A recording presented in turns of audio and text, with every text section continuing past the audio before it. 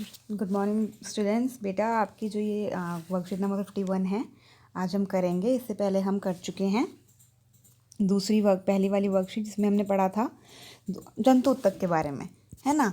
तो उसमें क्या पढ़ा था, जंतु उत्तक के बारे में हमने 4 तरीके के पढ़े थे, है ना। ठीक है, तो आज हम पढ़ेंगे पेशीय उत्तक के बारे में। ठीक है, तो ये हमारे जो शरीर होता है, ठीक है, हमारे शरीर के प्रकार में गति कैसे कराता है, मतलब हमारे जो हाथ पैर हिलते हैं वो किस तरीके से हिलते हैं, तो कौन से उत्तक के मतलब वजह से ये हिलते हैं। पहले हमने पढ़ा था कि हमारी जो बॉडी की प्रोटेक्शन कैसे होती है ना, बॉडी के जो भाग होते हैं उनकी प्रोटेक्शन कैसे, रक्षा कैसे होती है, तो उन उत्तक के बारे में पढ़ा था। ठीक है, आज हम पढ़ेंगे कि हमारा जो शरीर के विभिन्न विभिन्न मतलब कि भाग हैं और ठीक है हाथ पैर हैं वो कैसे हिलते हैं। ठीक है, किस तरीके से, किस वजह से वो हिल पाते हैं। ठीक है, हमारे शरीर में गति देखिए, एक सेकेंड। क्या हुआ? नहीं। हमारे शरीर में गति मांसपेशियां द्वारा संभव होती हैं। मांसपेशियों द्वारा संभव होती हैं, हमें पता है। मांसपेशियां पेशीय उत्तक से बनी होती हैं। किससे बनी होती हैं? पेशीय उत्तक। क्या नाम है इसका? पेशीय उत्तक, जो लंबी कोशिकाओं का बना होता है, जिसे पेशीय तंतु रेशा भी कहते हैं। पेशीय उत्तक की कोशिकाओं में एक विशेष प्रकार का प्रोटीन होता है।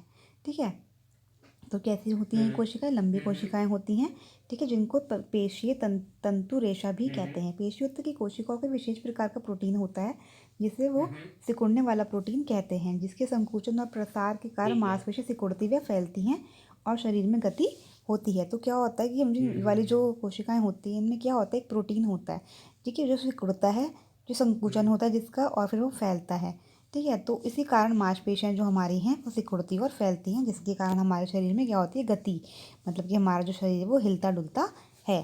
पेशीय उत्तक 2 तरह के होते हैं। ठीक है, पहला कौन सा है? ऐच्छिक पेशीय उत्तक। दूसरा कौन सा है? अनैच्छिक। ऐच्छिक पेशीय उत्तक में क्या होता है, हम अपनी मर्जी से अपने हाथ पैर हिला सकते हैं। अगर मेरा हाथ रखा है तो मैं अपनी मर्जी से हिलाऊंगी उसको, यानी कि अपने आप ही हिलने लग जाएगा वो, नहीं ना, मैं अपनी मर्ज़ी से उसको हिला सकती हूँ।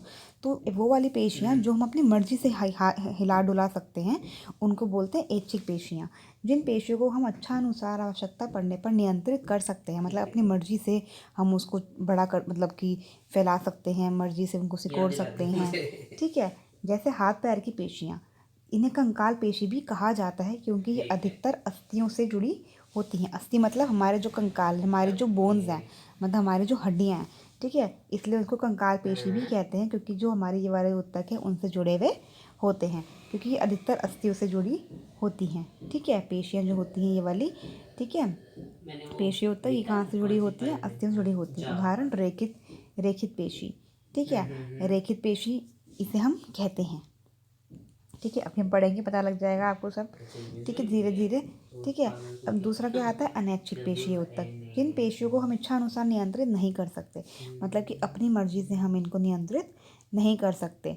ठीक है, जैसे कि हमारी जो आइज़ की, हमारी आँखें झपकती हैं, हमारा जो हृदय है वो दहलता है, वो धक धक करता है। ठीक है, इनको हम अपनी मर्जी से नहीं रोक सकते। अपनी मर्जी से रोक सकते हो दिल की धड़कनें? नहीं ना। अपनी मर्जी से हम आंखों को ब्लिंक करने से रोक सकते हैं? नहीं, कुछ देर रोक सकते हैं, लेकिन उसके बाद वो अपने आप ही हिल जाएंगी। ठीक है, जैसे हृदय की पेशी, आहार नली, खाने को, डाइजेशन सिस्टम, जैसे हम खाना खाते हैं तो खाने को रोक सकते हो बीच में आप, कि वो नहीं बीच में हो, नहीं ना, ऐसा नहीं हो सकता ना। ठीक है, तो भोजन का प्रवाह इत्यादि। उदाहरण चिकनी पेशी एवं हृदय पेशी। अनैच्छिक के 2 पॉइंट्स होते हैं, चिकनी पेशी और हृदय पेशी। मतलब ये इनका उदाहरण, मतलब कि ये इनका एक टाइप है, मान सकते हैं हम।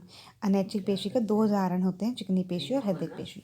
ठीक है, जैसे रेखित पेशी और ये यहाँ पे हृदय पेशी। ठीक है, अब देखते हैं हम, अब क्या है? पेशी उत्तक 3, रेखित पेशी, चिकनी पेशी और हृदय पेशी। अब इनके बारे में हम पढ़ेंगे। ठीक है, तो हम नेक्स्ट वीडियो में इसके बारे में पढ़ेंगे। पहले हम इसके बारे में थोड़ा और डिस्कशन करेंगे। ठीक है।